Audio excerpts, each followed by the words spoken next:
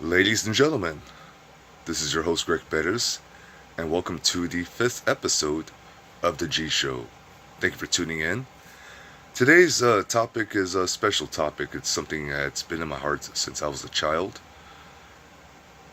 Yes, look at the shirt. WrestleMania.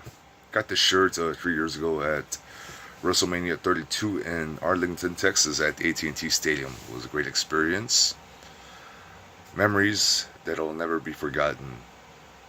And today is WrestleMania 35. Well, I am excited to get together with my wrestling fans. I am excited to watch the pay-per-view.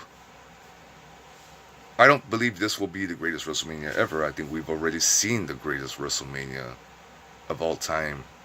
We've seen the best of the event. But needless to say, I just wanted to talk about the topic of wrestling. You know, a lot of people, when they think of wrestling, it's fake. Why you watch that fake stuff? It's scripted. Just like in a movie. People aren't really killing each other in a movie. But stuntmen do get hurt and even lost their lives in the past while filming a movie to entertain the audience. And that's exactly what pro wrestlers do. Pro wrestlers have lost their lives in the ring. Pro wrestlers have been paralyzed and injured. The difference between movie stars, stuntmen, and wrestlers is that wrestlers are actually doing it live for the audience, as where stuntmen are getting recorded and then all the editing happens. So, being a pro wrestler is not an easy task. And I've never actually studied the art, but I know a few people that have. So, let's go into about WrestleMania today. The main event is actually a women's triple threat match. First time ever the women are going to headline WrestleMania. Champion Ronda Rousey, former UFC champion. Her opponents, SmackDown Women's Champion Charlotte Flair, the daughter of the Nature Boy Ric Flair, and the man Becky Lynch. That promises to be probably the best match of the night. Now, I've seen the storyline periodically here and there, mainly more in highlights because, like I said, I haven't really been tuning into Raw and SmackDown. But it seems to be the most interesting storyline of all the matches on the card. My prediction, Becky Lynch will pin Charlotte Flair since it's a triple threat match.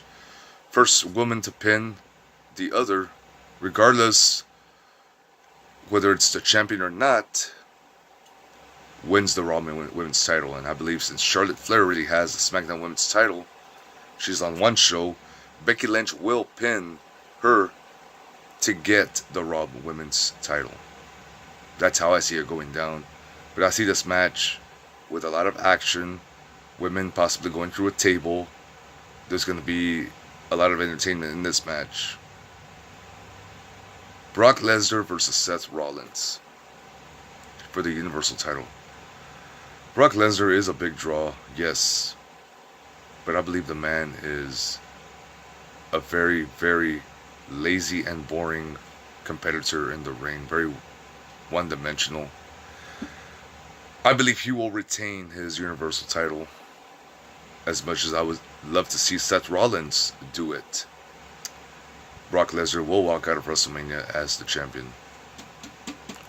SmackDown WWE title, Kofi Kingston, who's finally getting his title match on the big stage after being with the company for 11 years, against the new Daniel Bryan. Now, I believe that match will have a better outcome.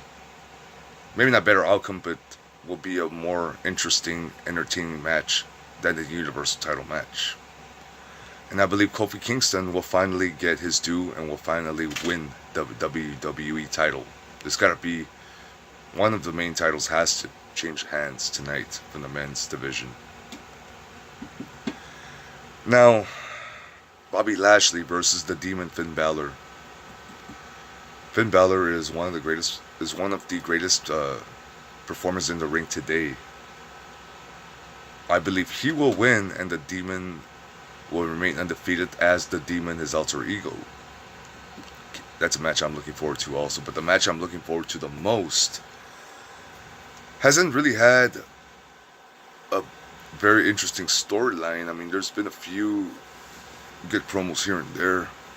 Because needless to say, these two competitors started wrestling around the same time, although they were in two different companies. One, Randy Orton, went straight to the WWE because he was a third generation star. His grandfather and father were both WWE stars of the past. But can't deny that Randy Orton has held his own and has become a bigger star than both his father and grandfather. And his opponent is, before it came to the WWE, was one of the biggest indie stars, one of the biggest draws in the indie scene. And WWE had tried getting him for so many years. Now, he was in the company during the Invasion time, but as a jobber. The phenomenal one, AJ Styles, who in my opinion is the Shawn Michaels of today. That match, to me, is going to be one of the biggest show stealers in today's card. That's the match I'm looking forward to the most. I believe this match will go 25 to 30 minutes with a lot of near falls, with AJ Styles prevailing, with at least two attitude. Why am I saying attitude adjustment? That's actually John Cena's. Excuse me about that. I meant to say the Styles Clash. He has 3 or 4 finishers. The Styles Clash, the Phenomenal Forearm, the Calf Crusher, and the 450 Splash. I'm trying to think of any other matches. I know Kurt Angle is going to be facing Baron Corbin in his retirement match. Kurt Angle has been one of the greatest in-ring performers of our time. His career will come to an end tonight. There's a lot of rumors that Baron Corbin will be replaced. I know the WWE Universe is very, very disappointed with the opponent that Kurt Angle chose. That could just be part of the storyline to build for something else. A lot of rumors that The Undertaker is going to be here tonight. Undertaker may be the greatest WrestleMania star of all time. There's an argument Shawn Michaels has something to say about that, because Shawn Michaels has been in some of the greatest matches of all time, including WrestleMania 25 versus The Undertaker. Now, The Undertaker has the greatest record of all time, 23-2. That's unheard of. Now, Shawn Michaels has a losing record at WrestleMania, but has performed in so many great matches. I'm just going to throw a few out there, and I'll guarantee you every single match that I mentioned may be in the top 10 of WrestleMania matches of all time. Let's go back to WrestleMania 10 versus Razor Ramon in the ladder match, the first ever ladder match at a WrestleMania. Let's go to WrestleMania 12, Iron Man match versus my all-time favorite. Hold on. Where's he at? He was attacked the Hall of Fame last night. We'll get more into that maybe later. Bret the Hitman Hart. Iron Man match actually went overtime in that match. Nobody pinned the other until sudden death. And yes, Shawn Michaels prevailed. It was his time. What about WrestleMania 19 versus Chris Jericho in his comeback match to WrestleMania after being away from the company for 5 years? WrestleMania 20 in the triple threat match versus Triple H and Chris Benoit. Yes, I'm not working for WWE, so I can mention his name, Chris Benoit. What about WrestleMania 21 versus Kurt Angle? To me, that was probably the match of the night in that card. Definitely. Am I done? No, let's talk about the match that we were talking about earlier again. We know what, before we get to that, WrestleMania 24 retirement match against Ric Flair. That was one heck of a performance. Hey, I'm missing WrestleMania 23 versus John Cena. That actually was a great performance as well. And if it wasn't for Shawn Michaels, that match would not have been legit. Of course, the one that tops it all and a lot of other people's opinions too, WrestleMania 25 versus The Undertaker. It might be the greatest match ever. If you haven't seen it, if you have the WWE Network, it's only $9.99 a month, guys. It's a great deal. You can watch all the pay-per-views of the past, the Attitude Era, even the old WCW days, the ECW. You get to watch them all. Subscribe to it. They even offer deals like 3 months for 99 cents for the first 3 months for new subscribers. They're always offering deals. So I would highly suggest, even if you're an old school wrestling fan, like I said, subscribe to it. And check out WrestleMania 25, Undertaker versus Shawn Michaels. You can just fast forward to that match, because pretty much that match was the only one worth seeing on that WrestleMania card. And then, of course, his retirement match against The Undertaker 1 year later. It didn't outdo the first one, obviously, but that's a match that Shawn Michaels went with a bang. Now, of course, he recently came back and did one more match. He shouldn't have. He should have just left his career the way it was. But needless to say, I know I'm going a little off topic because I want to talk more about the history of WrestleMania rather than today's WrestleMania. I think Shawn Michaels and The Undertaker deserve to be the two greatest WrestleMania stars of all time. Does anybody else have a different opinion? Now, I know Bret has been in a few matches. He didn't have as long of a career in the WWE like The Undertaker and Shawn Michaels. Triple H has some of the most matches as well. I'm trying to think. Other than that, I think his matches with The Undertaker, he had 3 of them at WrestleMania 17, 27, and 28. All great matches. I can't really think of any other matches that Triple H had, other than the triple threat match at WrestleMania 20 that I had mentioned earlier, right, with Shawn Michaels and Chris Benoit, that really stand out. Now, obviously, he has a match with Batista today, a rematch from WrestleMania 21, bringing the 2 old school stars to compete tonight. Let's see how well they do. A 49-year-old versus a 50-year-old are still both in great shape and do have a good history, so that storyline definitely has something to make these fans look forward to, and these old school wrestling fans to watch. Now, my next question. Who is the greatest wrestling superstar of all time? If you go back to the original first 9 WrestleManias, there was one man that headlined every single WrestleMania. Even after it was... We'll get into that in a bit, but let's talk about the first 8 WrestleManias. It was main evented by one individual who put wrestling on the map, became a larger-than-life superstar. Let me tell you something, brother. The immortal Hulk Hogan. Does he have an argument to be the greatest superstar of all time? Definitely. Was he the greatest in-ring performer? No. But I'll tell you right now, he got over with the fans more than anyone ever has. Maybe there's a couple of other superstars that may have an argument, but we'll get to that in just a bit. Let's talk about Hulk Hogan. WrestleMania 1, he was the champion, teamed up with Mr. T and had Jimmy Snuka in their corner against Paul Orndorff, Mr. Wonderful, and Roddy Piper, with Cowboy Bob Orton, the father of Randy Orton, in their corner. Now, WrestleMania 2, he headlined against King Kong Bundy in a steel cage match. Then, of course, who can forget WrestleMania 3?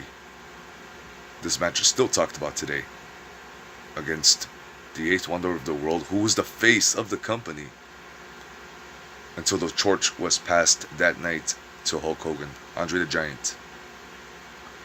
Who could ever forget that? I mean, if you watch the match, it was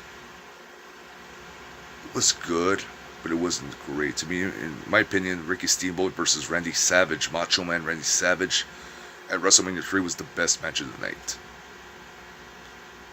But let's not get off topic here. Hulk Hogan. I'll take that back. WrestleMania 4, he did not headline. That was actually a tournament for the vacant title, which that was actually Macho Man Randy Savage's time. He's the one that won that tournament by beating Ted DiBiase to become the new WWF champion only for 1 year later to lose it to Hulk Hogan. Hulk Hogan once again headlined and once again took his place as the face of the company. WrestleMania 6 was his first loss, and that was against another top face that was taking over, getting over with the fans, maybe a little more at the time, the late Ultimate Warrior. That match had so much electricity. That was the first time that WrestleMania was headlined by two baby faces. By two baby faces is two good guys. That was the first time we ever got to experience that. And as a child, that was very, very exciting to watch. The Ultimate Warrior won. Neither was really a great competitor, but they actually performed a very good match and really got the fans into it.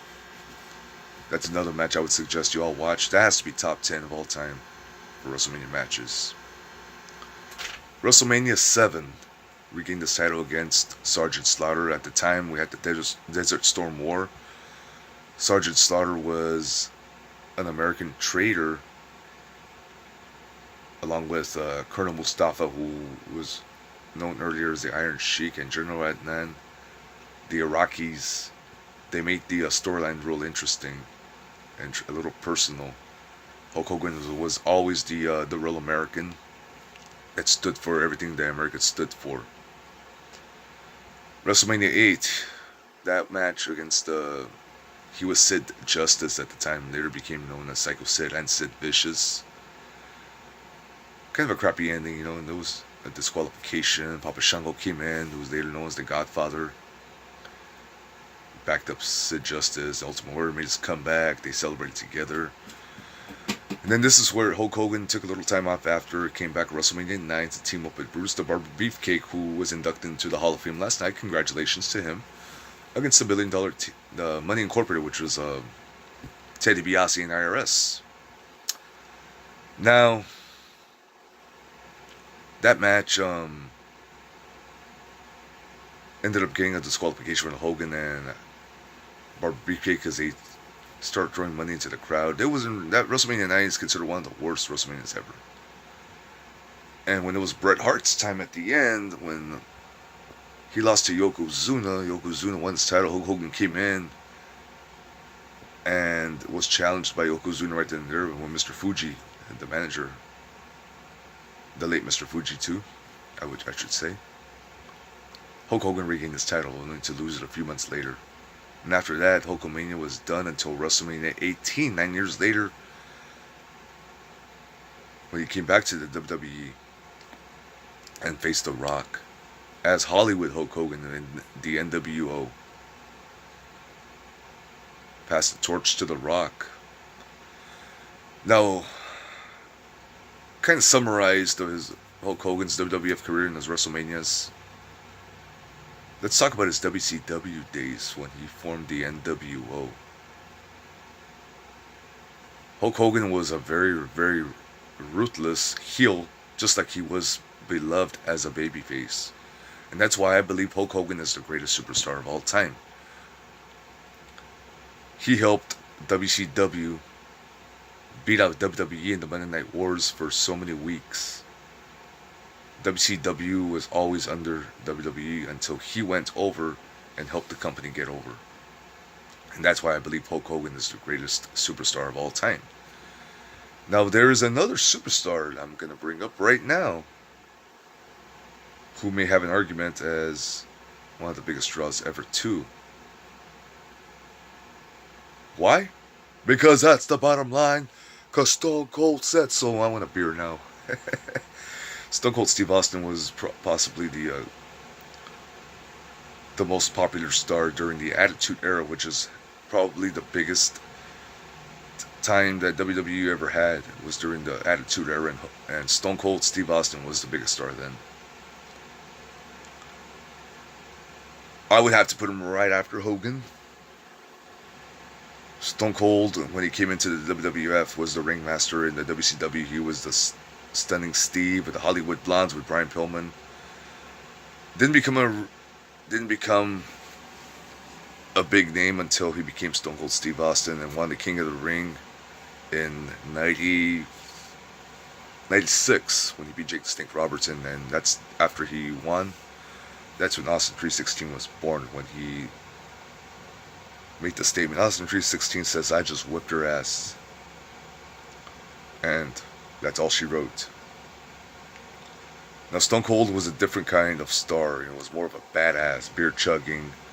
While he was a babyface, was never really much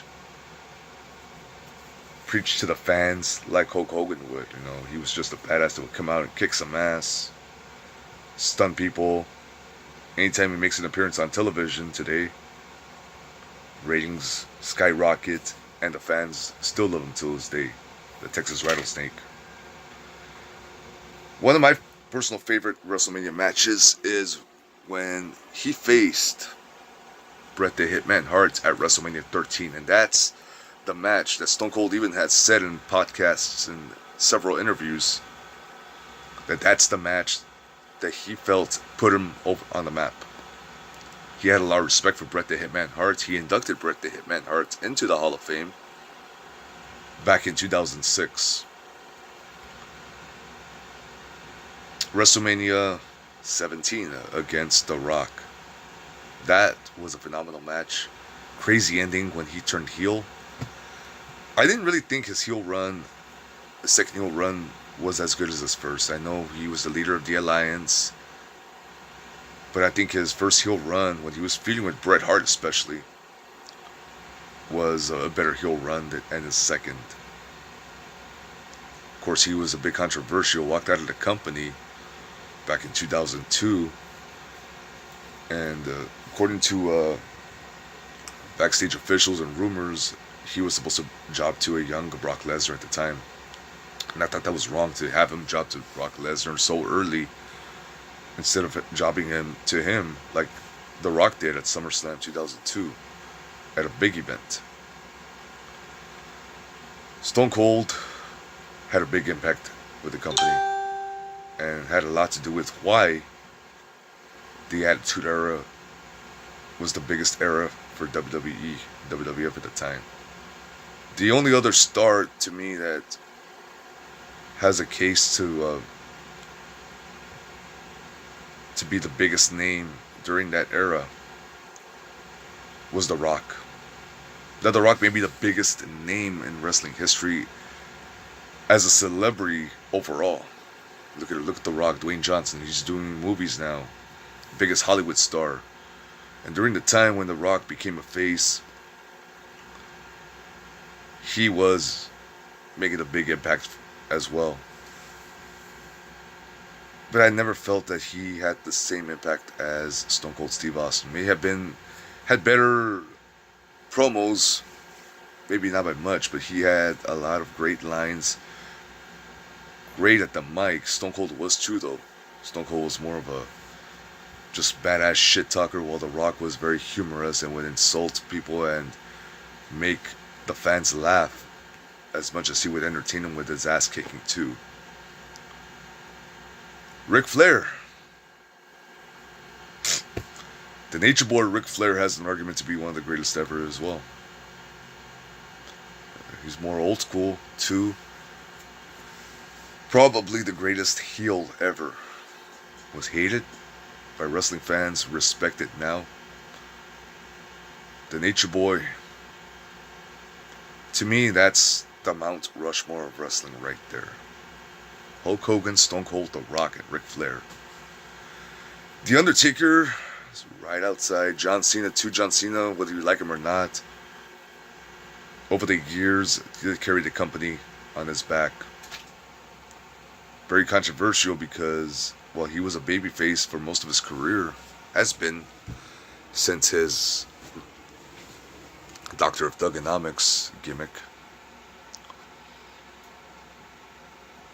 Has brought in a lot of ratings, and he's now doing something for himself too in Hollywood, just like The Rock. Well, not as big as The Rock. I don't think he'll be as big as The Rock, but John Cena has an argument and a case to be right outside that Mount Rushmore.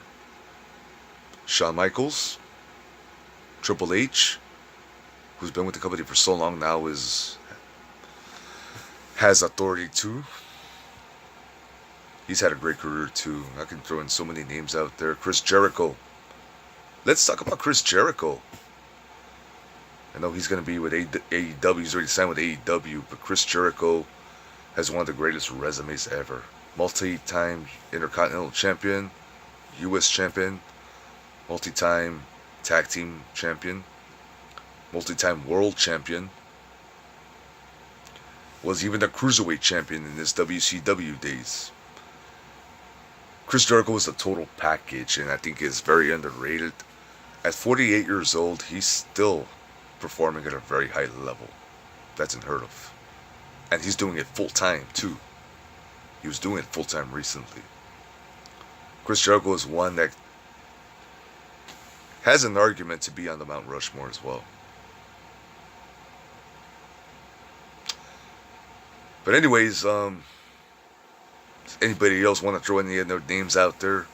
I know there's been so many big names out there that I've probably missed. Rowdy Piper, rest in peace. Anybody else? Trying to think. So many great names out there. I know I mentioned Chris Benoit earlier.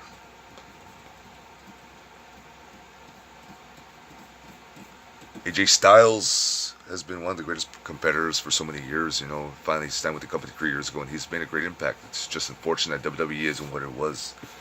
Just imagine that he'd been in wrestling during the Attitude or the Ruthless Aggression era. Dusty Rhodes, the American Dream. He's another name thrown out there that should be in the conversation. Harley Race. Well, folks, I think I'm going to get ready now and head out to start my festivities for the day. I know I didn't really talk about too much about the women's division or even tag team, but I'm going to go ahead and leave this for now. But I will say this, my all-time favorite tag team, the Road Warriors, aka Legion of Doom. That's what they were known in WWE. Everywhere else, the Road Warriors. My favorite tag team of all time. They have a case to be the greatest tag team of all time, up there with the Dudley Boys. Congratulations to all the Hall of Famers that got inducted last night. D-Generation X, the Hart Foundation, and fuck that guy who attacked Bret Hart last night. That was very, very classless. I'm glad they got him. D-Generation X, got 2 words for you. Congratulations to them. Congratulations once again to Brutus the Barber Beefcake, to Harlem Heat, Booker T and Stevie Ray. Well deserved. Congratulations to the Honky Tonk Man, who is the longest reigning Intercontinental Champion of all time till this day. Congratulations to one of the most beautiful women in my eyes, Tori Wilson. Well, folks, this is your boy and host, Greg Bettis, signing off. Thank you all for tuning in. Please share, like, and subscribe my page, GRP956. There's going to be more episodes coming up. As for now, this is Greg Bettis signing off. Stay tuned for another edition of The G Show coming soon. Have a great day.